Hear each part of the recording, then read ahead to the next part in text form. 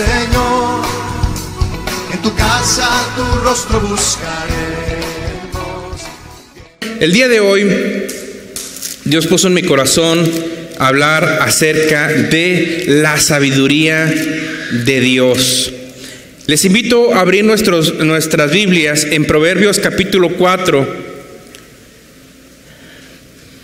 El capítulo 4 es un capítulo muy rico en cuanto habla acerca de la sabiduría.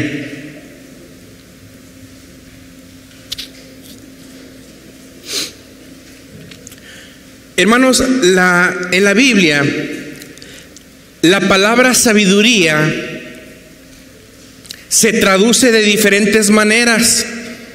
Normalmente nuestra Biblia del original hebreo en el que está escrito al español lo traduce con la palabra sabiduría, pero también hay otras palabras que son sinónimos de la palabra sabiduría, por lo menos en la Biblia, y también podemos entender por sabiduría, podemos entender como entendimiento, discernimiento, es decir, poder comprobar entre lo bueno y lo malo, y prudencia. La prudencia tiene que ver más con nuestra manera de actuar, con nuestra manera de ser, con nuestra manera de hablar, etc. Hermanos, la sabiduría de Dios, contrario a lo que muchos cristianos piensan, es intensamente práctica. La sabiduría de Dios, no teórica.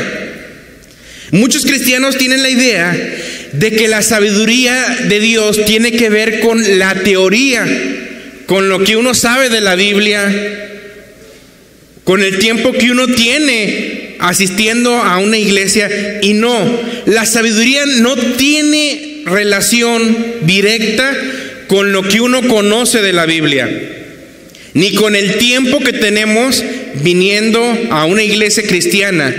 La sabiduría es más práctica que teórica. ¿Por qué lo digo esto, hermanos? Porque si la sabiduría estuviera directamente relacionada con el conocimiento bíblico, entonces tuviéramos que definir que las personas más sabias son las que más conocen en la iglesia, por ende, las que más tiempo tienen en la iglesia. Y las personas menos sabias son los recién convertidos, las personas que recién aceptan a Jesucristo como Señor y Salvador. Y no es así. Puede ser una persona que recién conoce a Cristo tan sabia como una persona que tiene mucho tiempo conociendo de Cristo. Así lo es, hermanos.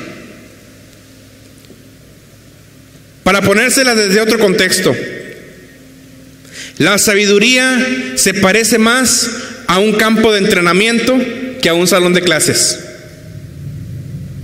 La sabiduría de Dios, hermanos, tiene que ver con el campo de la práctica, más que con el campo de la teoría. La sabiduría de Dios. Vamos a analizar algunos de los conceptos que aparecen en el capítulo 14 de Proverbios acerca de la sabiduría. Y lo primero que vamos a ver, hermanos, es qué relación debemos tener nosotros con respecto a la sabiduría. O decir, ¿qué debo hacer yo? ¿Qué debes hacer tú con respecto a la sabiduría de Dios? ¿Cuál es mi función en cuanto a la sabiduría de Dios? En el versículo número 1 del capítulo 4 comenzamos con el primer verbo de forma imperativa, es decir, con el primer mandato que tenemos que hacer con respecto a la sabiduría. Y lo primero que tenemos que hacer con respecto a la sabiduría en el capítulo 4, en el versículo 1, es oíd.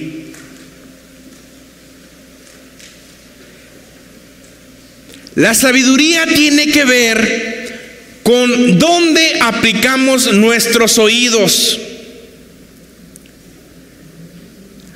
¿Hacia qué es hacia lo que le dedicamos atención. Miren, más adelante en el versículo número 1 dice, estén atentos. Si lo completamos, dice que parte de nuestra función con respecto a la sabiduría es escuchar atentamente. Y estas dos cosas van juntas, porque una persona puede escuchar sin poner atención. En la Escritura nos habla de que hay personas que son oidores olvidadizos. Es decir, los que te dicen, sí, ya sé. Como cuando le dicen las personas a sus hijos, oye, acuérdate que tienes que hacer esto, acuérdate que tienes que hacer la basura, y ponen el control de la televisión y ni siquiera te voltean a ver y te dicen, sí, ya sé, no me digas. Qué gacho se siente, ¿verdad? La sabiduría de Dios, hermanos, tiene que ver con el escuchar y el estar atento a lo que uno escucha. ¿Qué es lo que debemos escuchar? ¿Hacia dónde prestamos nuestros oídos a escuchar? Amados hermanos, vivimos en una época en que los medios de información están a la orden del día en todos los ámbitos, y siempre estamos escuchando cosas negativas. Siempre nuestros oídos están escuchando cosas negativas. Siempre. No hay forma en que tú y yo, escúcheme bien, no hay forma en que usted y yo podamos evadir esto. Siempre vamos a estar expuestos a escuchar cosas malas.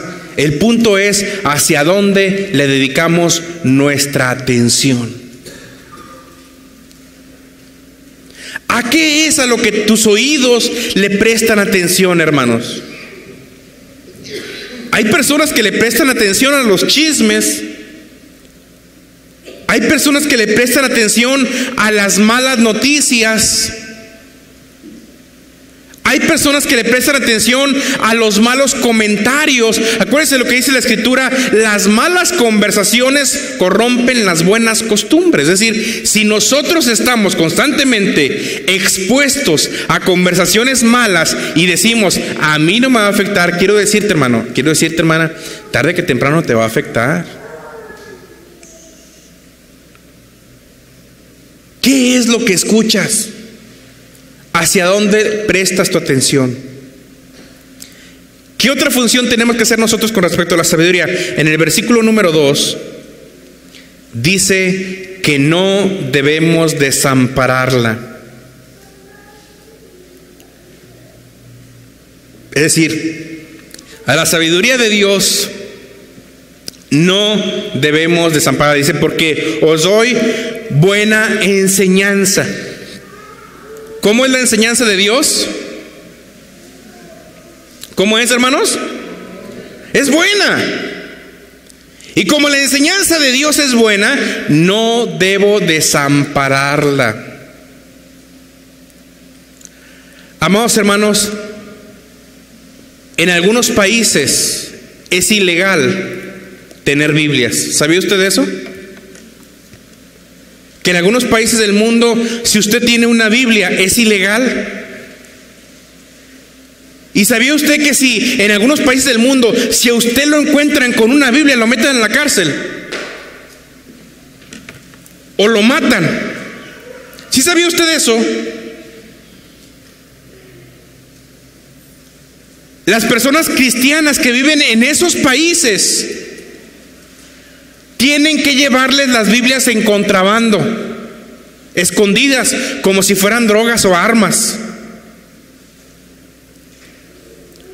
Porque de otra forma no tienen acceso a la Biblia. No tienen acceso a la palabra de Dios.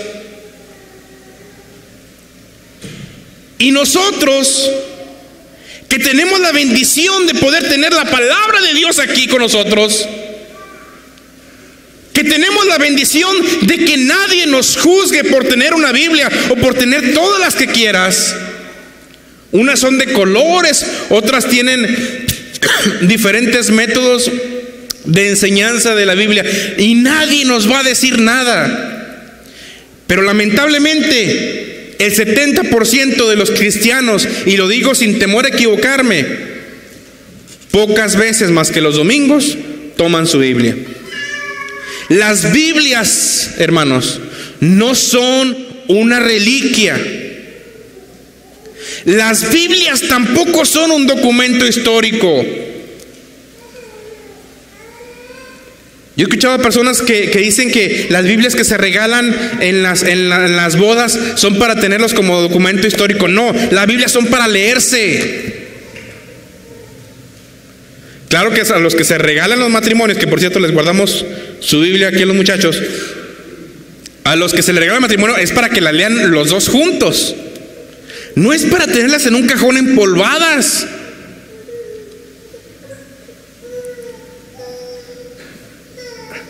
Hay un dicho que dice: dime con quién andas y te diré quién eres. Yo voy a inventar otro dicho en esta hora: dime cómo anda tu Biblia y te voy a decir cuánto la lees. Si tú tienes con tu Biblia 10 años y está intacta, todavía están las hojas pegaditas, quiere decir que no le das uso, hermano. Mi esposa y yo estamos pensando muy seriamente llevar nuestras Biblias a que nos las vuelvan a pegar las hojas otra vez y le pongan una pasta nueva. Dime cómo es tu Biblia y te diré cuánto la lees.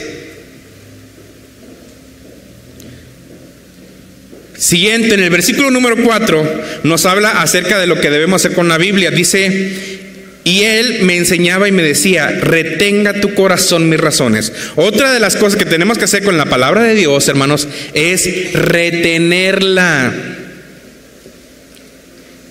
¿A qué me refiero con retener la palabra de Dios? A todos los que están estudiando, o a todos los que tienen hijos estudiando, ¿qué tienen que hacer los papás con los hijos para que se aprendan las tablas de multiplicar? ¿Darle un zape? No.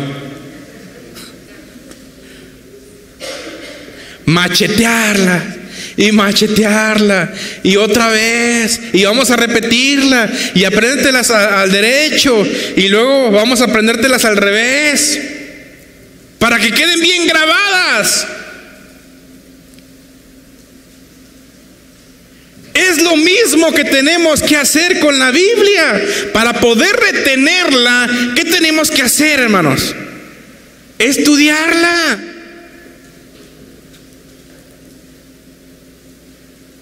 Hay veces que estamos leyendo la Biblia y leemos palabras que ni siquiera entendemos y decimos, amén, gloria a Dios, vamos a seguirle. ¿Quién sabe qué quiere decir Nabucodonosor? Pero suena bien bonito. O concupiscencia, ha de ser la ciencia de la cupi. Agarre un diccionario, hermano, y revise las palabras que están allí puestas. Reténla. Estoy hablando ahorita acerca de lo que debemos hacer en cuanto a la palabra de Dios, que es la fuente de nuestra sabiduría. Siguiente, en el capítulo número 4, versículo número 4, dice, retenga y guarda mis mandamientos. Es decir, no solamente debemos retenerlo, sino que también debemos... Alguien me podrá decir, pastor, yo lo tengo bien guardadita, pero guardadita. Tan guardada la tienen que hasta telarañas tiene la pobre Biblia. No es guardarla en un cajón, es guardarla en nuestro corazón y es guardarla en nuestra mente. Amén. Versículo número 5 dice, adquiere sabiduría, adquiere inteligencia. ¿Qué otra función debemos hacer nosotros? Adquirirla. Es decir, buscarla. Adquirirla tiene que ver con la idea de comprarla. Cuando usted quiere comprar algo que le interesa, ¿qué hace, hermano? ¿Qué hace cuando quieres comprar algo que te interesa? Haces un guardadito, ¿no es cierto? Pides prestado porque te interesa tener esto. Para poder recibir el consejo de Dios, tenemos que buscar adquirir la palabra, hacer un esfuerzo por tener la palabra de Dios con nosotros. Tengo amigos misioneros que van 2 veces al año a Cuba. Ahora ya se permite llevar Biblias a Cuba, antes no se permitía. ¿Sabe qué hacían la gente, los hermanos cubanos, cuando llegaban los hermanos mexicanos a llevarles la palabra de Dios? ¿Sabe qué es lo que hacían, hermano? Mientras estaban los misioneros, 3 o 4 días, les pedían la Biblia. Entonces un hermano de Cuba leía y los demás estaban apuntando en un papelito, hasta donde más les alcance. Y con eso se quedaban hasta la próxima visita de los misioneros. No la olvides. Versículo 6, no la dejes. Hay personas que empiezan muy bien la carrera. Hay personas que empiezan muy bien su cristianismo, pero no sé qué les pasa a mitad del camino, que lo dejan a un lado. ¿Se acuerdan la parábola del sembrador? Parte de la semilla cayó junto al camino y vinieron los cuervos y se llevaron la semilla. Esos son los que la reciben con gozo, pero se les olvida, es de corta duración. Y otra parte de la semilla cae entre espinos y crece la semilla, crece la plantita y crecen los espinos, y los espinos la ahogan hasta que la plantita se seca. ¿Qué quiere decir eso? Los afanes de este mundo ahogan la palabra de Dios. Hermanos, todos nosotros somos personas que tenemos un montón de compromisos que hacer. Gracias a Dios, ¿verdad? Ninguno de los que estamos aquí estamos de oquis. Siempre tenemos trabajo, siempre tenemos cosas que hacer, siempre andamos a las carreras. Gracias a Dios. El tiempo para comunicarnos con Dios no es un tiempo que se da, es un tiempo que nosotros buscamos. Porque si esperas a que se dé, nunca en la vida se va a dar. Versículo número 6 dice, aparte no la dejes, dice, ámala. Versículo número 8 dice, engrandécela. En el mismo versículo número 8 dice, abrázala. Y más adelante dice, recíbela. Le repito todo lo que tenemos que hacer con respecto a la sabiduría: oírla, estar atentos, no desampararla, retenerla, adquirirla, no olvidarla, no dejarla, amarla, engrandecerla, abrazarla, recibirla. Todo eso tenemos que hacer con respecto al mensaje de Dios. Todo eso tenemos que hacer con respecto a la sabiduría de Dios. Lamentablemente, hermanos, a veces la iglesia ni la abraza, la escucha, medios están atentos, la desamparan, no la retienen, ni la guardan, ni la adquieren, la olvidan muy rápido, la dejan, no la aman, ni la engrandecen, ni mucho menos la abrazan, y pocos de vez en cuando la reciben. ¿Y qué viene como consecuencia de esto? Vienen consecuencias a nuestra vida fatídicas. Pero si usted lo hace, todas estas cosas que estuvimos diciendo, si ustedes y yo lo hacemos, hermanos, ¿qué va a suceder con nosotros?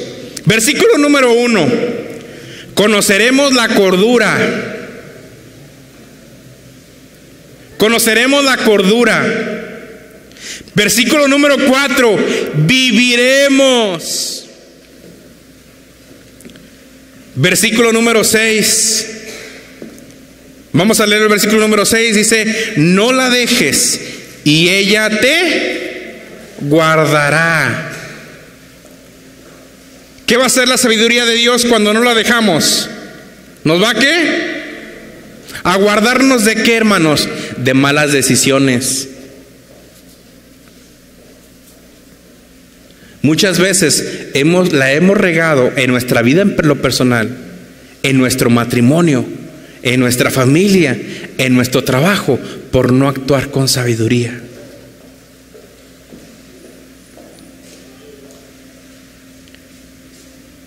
Te guardará. En el mismo versículo 6 dice, te conservará. En el versículo número 8, miren lo que dice el versículo número 8, engrandécela. ¿Y qué va a pasar si engrandece la sabiduría de Dios? ¿Qué va a pasar? Te engrandecerá. No necesitamos decir, nosotros somos los meros meros, la última Coca-Cola del estadio. Si nosotros buscamos la sabiduría de Dios, Dios se va a encargar de exaltarte. Dice la Biblia, humillaos bajo la poderosa mano de Dios, y Él, cuando fuere su tiempo, ¿qué va a hacer? Te engrandecerá, te exaltará.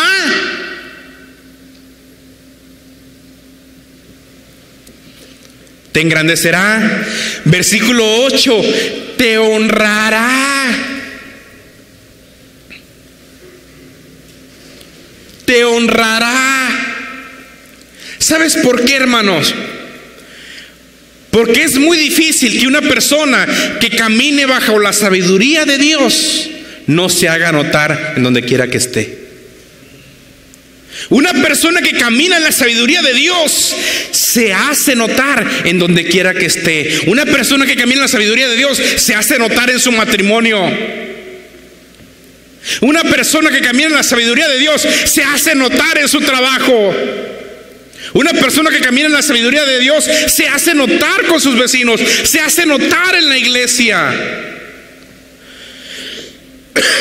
En el versículo número 18 nos confirma esto. Dice, mas la senda de los justos es como la luz de la aurora, que va en aumento hasta que el día es perfecto. ¿Cuántos de ustedes han viajado en la madrugada? Vamos por la carretera en la madrugada y se levanta allá en una esquina del planeta, vemos que se levanta una luz allá por las montañas. Pero aunque se levante ese pequeño rayo de luz, esa aurora, aún así no vemos completamente el camino. Todavía tenemos que tener las luces encendidas de nuestro coche para poder ver bien.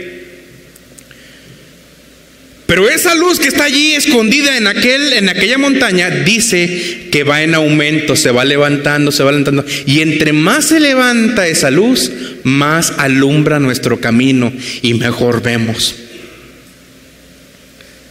La persona, el cristiano que camina en sabiduría, es como esa luz, que al principio no se nota mucho que ya salió, pero conforme va caminando, esa luz cada vez se va viendo más, va siendo, hermanos, más visible. ¿Cuántos en su trabajo y en su escuela saben que ustedes son cristianos?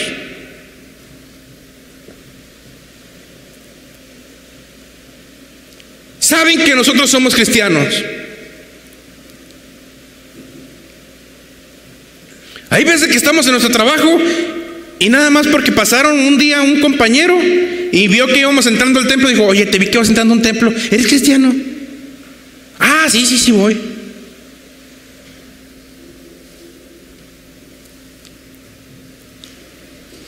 La sabiduría en la vida de un cristiano va en aumento.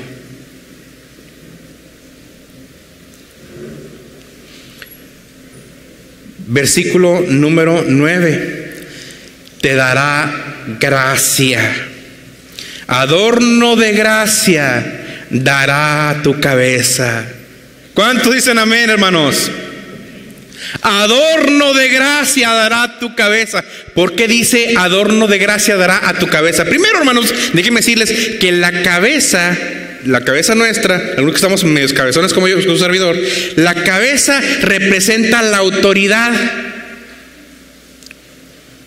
Por eso la Biblia dice que Cristo es la cabeza de la iglesia.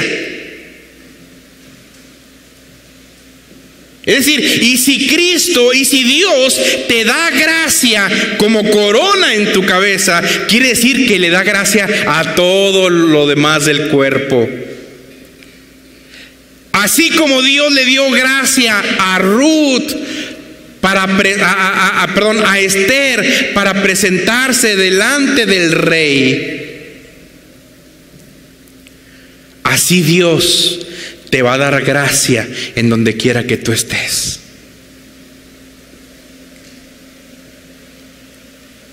Algo va a ver las personas en ti diferente, hermano. Algo van a ver diferente.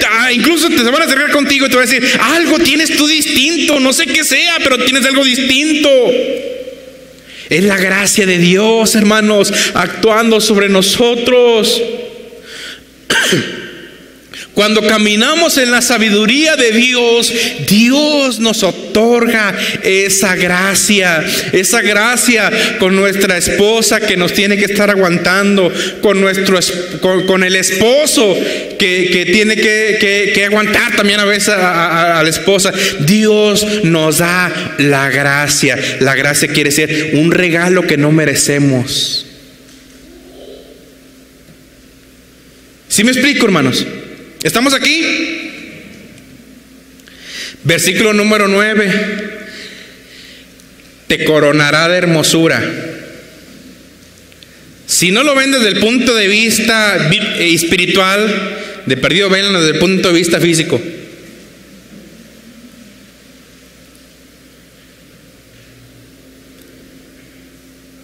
A los que estamos en Cristo, hermanos, las personas que están en Cristo, les sucede algo bien raro.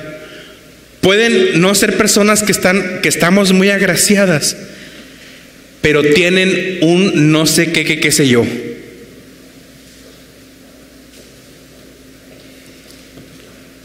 Algo hay ahí. Algo hay en esa persona. No es tan así que tú digas que una supermodelo o un cuerpazo 90, 60, 90. No sé qué tiene esa mujer. Pero tiene algo. ¿Sabes qué es? La corona de hermosura que Dios ha puesto en tu vida cuando tú y yo nos movemos en la sabiduría del Señor. Igual a los varones. ¿Estamos aquí, iglesia? Así que si tú llegaste al último de la fila, hermanos, en cuestión del buen parecido como su servidor, busque la sabiduría de Dios, le conviene buscarla. Amén, iglesia. Uno vanidosa dirá, ay, pastor, pues yo entonces no necesito buscarla. Ya la tengo. Mira. Versículo número 10. Oye, hijo mío, recibe mis razones. ¿Y qué? ¿Cuántos quieren que se les multipliquen los años de su vida?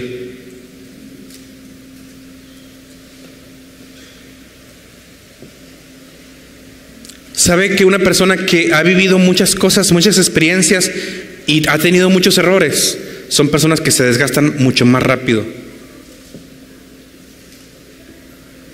Mucho más rápido. ¿Por qué? Porque le metieron a su cuerpo cosas que su cuerpo no estaba preparado para recibir. Sometieron a su cuerpo a cosas que no están hechas para que su cuerpo las haga, y por eso su cuerpo lo va resintiendo. Es más, te lo voy a poner de la siguiente manera. En el Antiguo Testamento, cada 6 años la tierra se podía cultivar. Y el séptimo año,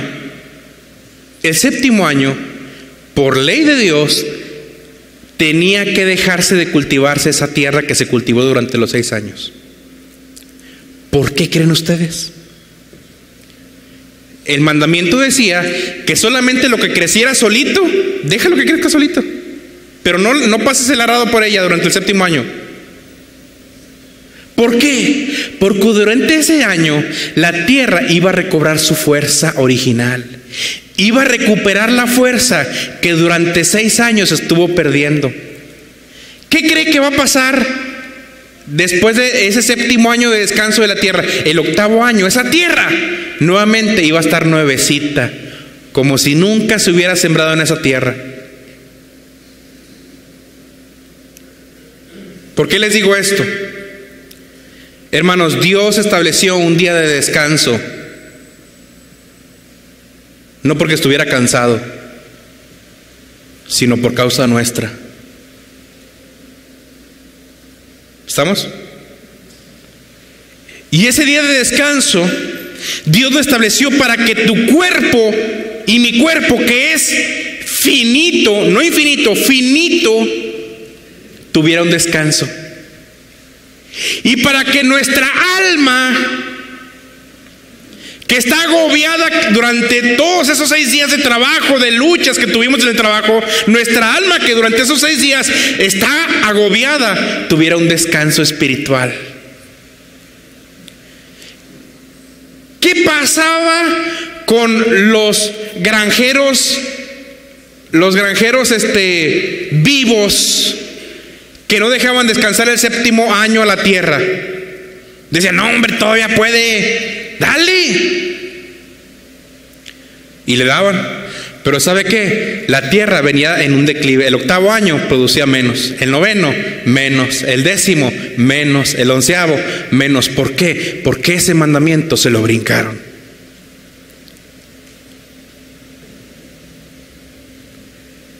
No te brinques los mandamientos de Dios. Dios estableció un día de descanso para que tu cuerpo y tu espíritu, tu alma pudieran reposar y pudieran recobrar fuerzas para poder seguir más adelante. Amén. Se multiplicarán los años de tu vida. Versículo 12. No se estrecharán tus pasos. No se estrecharán tus pasos. Es decir, cuando vamos caminando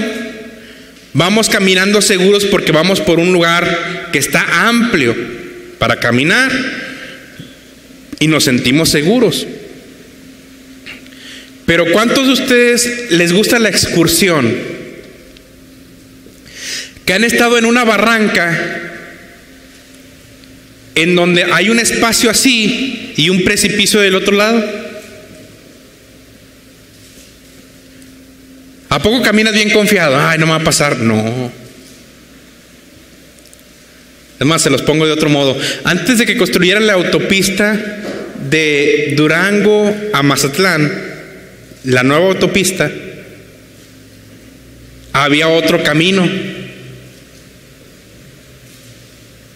que le llamaban el espinazo del diablo. Ya sabrán por qué le han llamado el espinazo del diablo. Hermanos, era un camino empinado, lleno de curvas y angosto.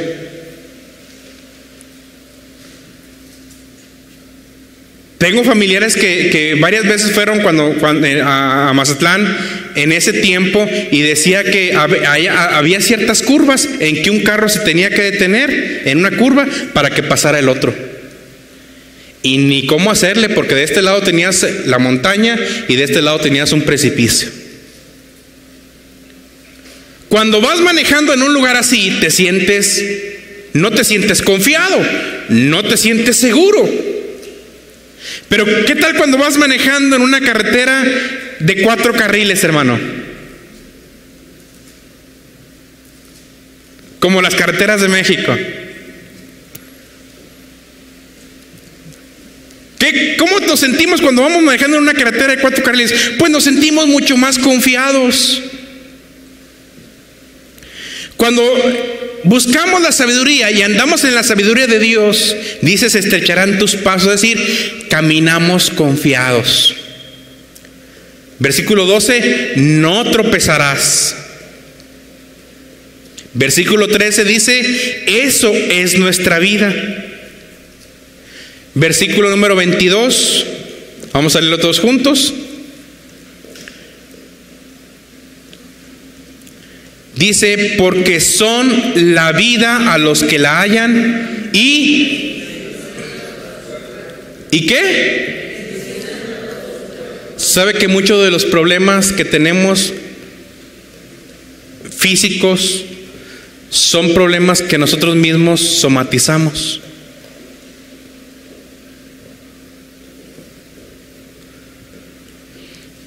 Cuando estamos estresados, se refleja en nuestro estómago, en nuestros intestinos, en el reflujo, en dolores de cabeza, en el estrés, en la ansiedad y en la hipertensión arterial. ¿Sí sabía eso?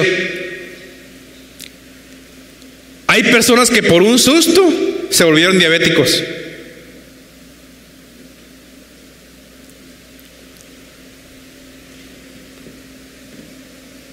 Hay cosas que naturalmente no podemos evitar, hermanos. Nuestro cuerpo se va desgastando, es normal. No podemos evitar muchas cosas, pero hay muchas cosas que sí podríamos haber evitado si camináramos en la sabiduría del Señor.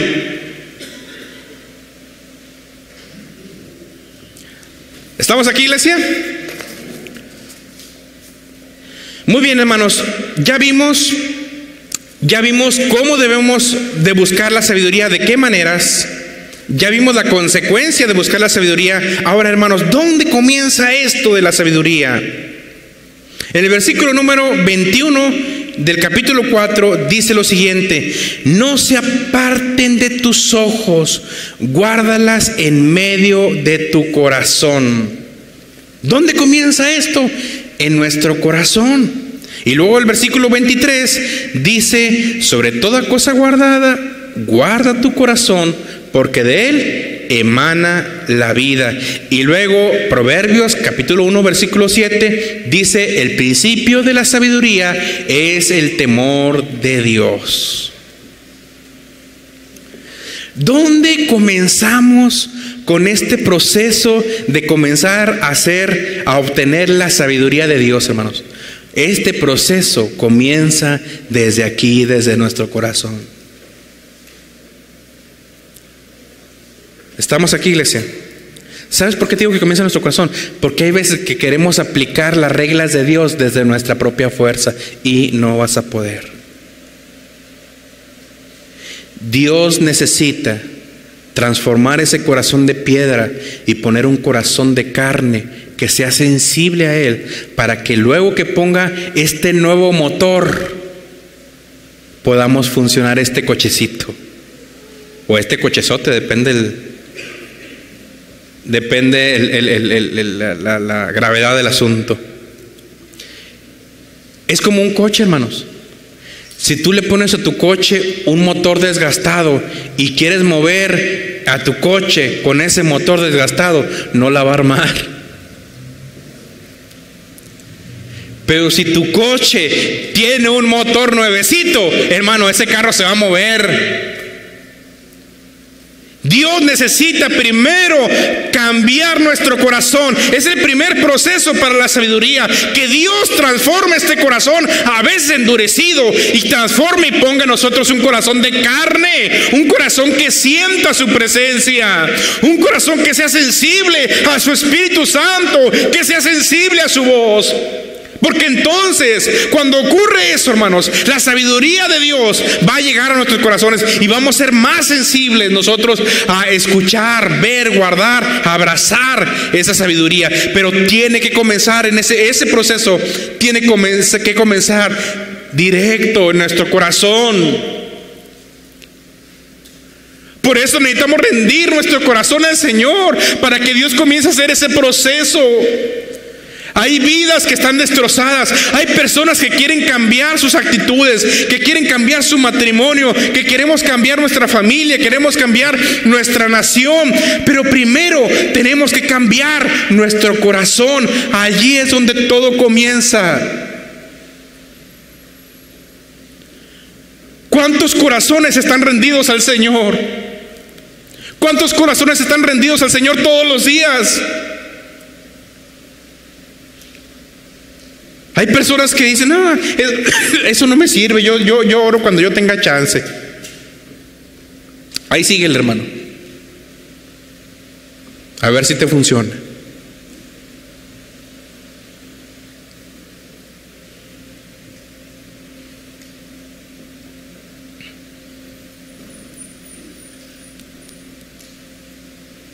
Les puedo asegurar, sin temor a equivocarme, hermanos, les puedo asegurar, y lo digo con mucho temor del Señor, les puedo asegurar que en el infierno hay mucha gente muy inteligente. En el infierno hay mucha gente que tiene un coeficiente intelectual de 180, de 160 como el de Stephen Hawking.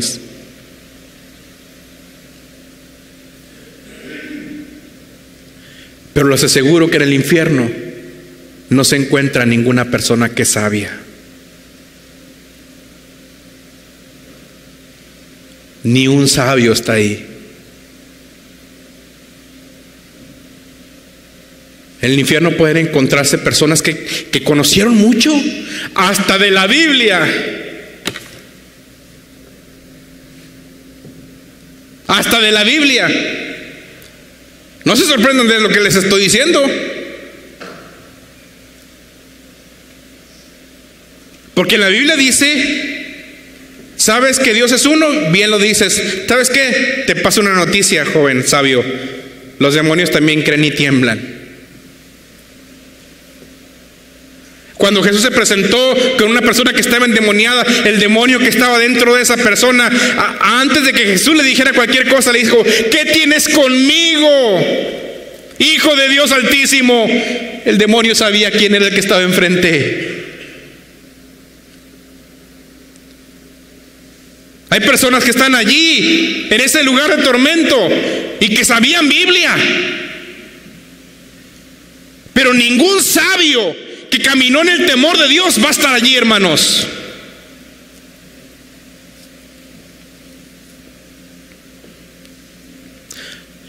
Las teorías no convencen a la gente. Las teorías no cambian vidas.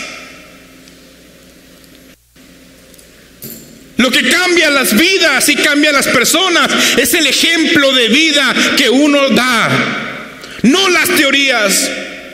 Las teorías van y las teorías vienen, pero el ejemplo de vida permanece y se queda allí. Dice la palabra que nuestras obras serán probadas por el fuego, y si la obra de alguno permaneciere, entonces será salvo.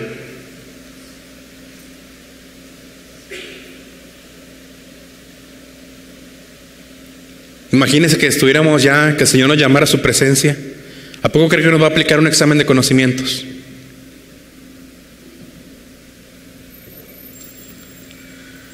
A ver, 10 preguntas, hijo. Si te las sabes, te dejo pasar. Si no te las sabes, ahí te quedas. Digo, como quiera, para muchos sería bien difícil, ¿verdad? Que casi ni lean la Biblia.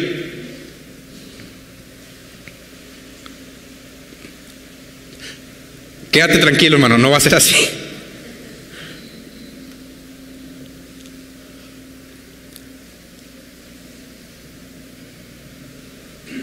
Pero sí el Señor te pedirá cuentas, como se las pidió a aquel hombre que le dio un talento, al que le dio 3 y al que le dio 5.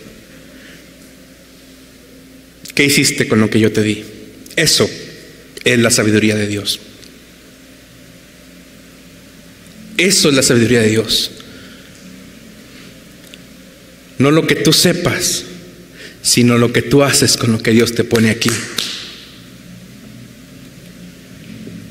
Es el campo de práctica de mi fe cristiana. La sabiduría es el campo de práctica de lo que tú ya sabes. ¿Qué pasa si tú sabes mucho y no lo haces? Santiago dice, el que sabe hacer lo bueno y no lo hace, ¿qué es? ¿Qué es? Dígalo más fuerte, ¿qué es? Pecado.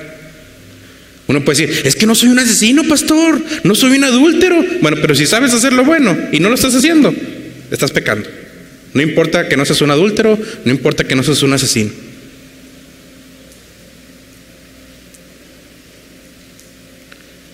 No les quiero decir con esto que no debamos de leer, de estudiar la Biblia. Ya lo vimos al principio que tenemos que hacerlo, porque esas son palabras de vida para nosotros. Pero esto tenemos que llevarlo al campo de la práctica. Hay muchos cristianos, hermanos, que tienen un cierto conocimiento de lo que es el cristianismo, pero hay muy pocos que viven como cristianos. ¿Sabe por qué? ¿Sabe por qué? Porque siempre ha sido más fácil decirlo que hacerlo. ¿A poco no? Hasta dichos tenemos de esto. Decimos, de lengua me como un taco. Siempre va a ser más difícil decir lo que se tiene que hacer que hacer lo que se tiene que hacer. ¿O no es cierto, hermanos? Por supuesto, siempre va a ser mucho más difícil. Mucho más difícil. Por eso es que muchos cristianos no caminan en la sabiduría, porque es más fácil decir lo que yo sé que debe hacerse que hacerlo.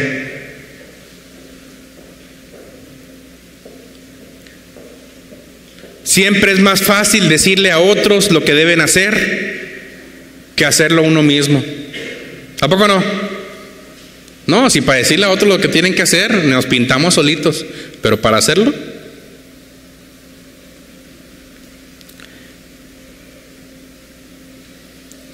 Hoy, hermanos, el mundo está buscando, el mundo, me refiero a las personas que viven en este mundo, están buscando ejemplos de vida. Jesús dijo, venid a mí todos los que estén trabajados y cargados, yo os haré descansar. Lleven mi yugo sobre vosotros y aprendan de mí, que soy manso y humilde de corazón. Esto que nos está diciendo el Señor Jesús en Mateo capítulo 11, versículo 28 y 29, nos dice, ¿saben qué? Síganme. Es decir, dejen de andar hablando y diciendo nada más de lo bonito y todo. Eso es parte de, pero síganme, sigan mis pisadas.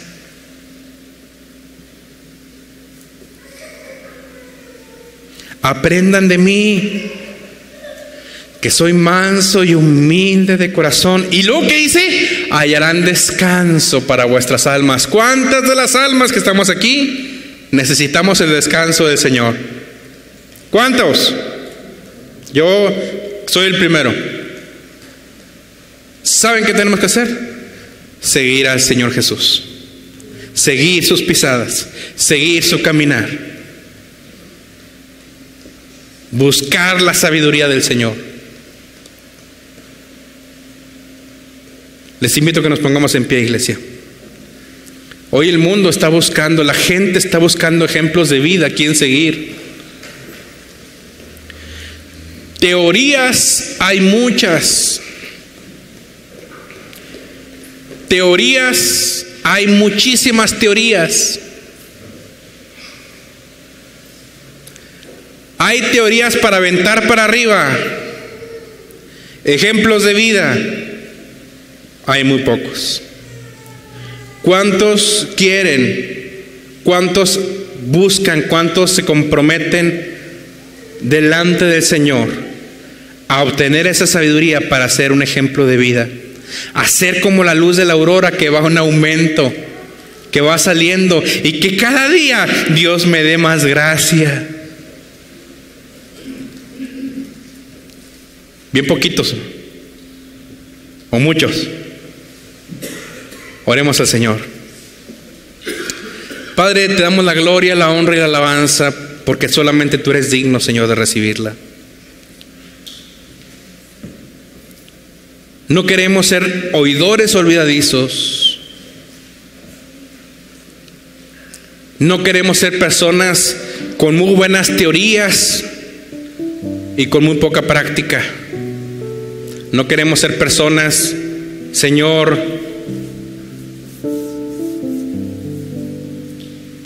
con buenas letras y con poca práctica. Pero lo que primero tiene que suceder en nuestras vidas es que tú transformes este corazón, Señor. Porque yo reconozco que no puedo hacer las cosas por mi propia fuerza, por mi propio pie. Necesito de tu presencia para poder hacerlo. Necesito de tu espíritu para poder llevarlo a cabo. Necesito de tu presencia, Señor. Empieza por donde se debe de empezar. Empieza por mi propio corazón. No empieces por mi esposa ni por mi esposo, porque siempre echamos la culpa a los demás. No empieces por mi pastor o por la iglesia donde asusto. No empieces por mi jefe o por mi jefa. Empieza, Señor, por mi corazón. Cambia este corazón de piedra y pon un corazón de carne. Un corazón que sea sensible a tu palabra. Un corazón que sea sensible a tu presencia. Un corazón que sea sensible a tu Santo Espíritu, Señor. Un corazón que esté dispuesto a caminar por tus veredas. Y entonces, Señor, nuestras vidas serán como la luz de la aurora que va en aumento. Y entonces, Señor, nos darás vida, nos guardarás, nos conservarás, nos engrandecerás, nos darás gracia, corona de hermosura, multiplicarás los años de nuestra vida. Andaremos confiados, no tropezaremos, y será medicina nuestro cuerpo. Ayúdenos, Señor, a caminar de esta manera. En Cristo Jesús te damos gracias. Amén.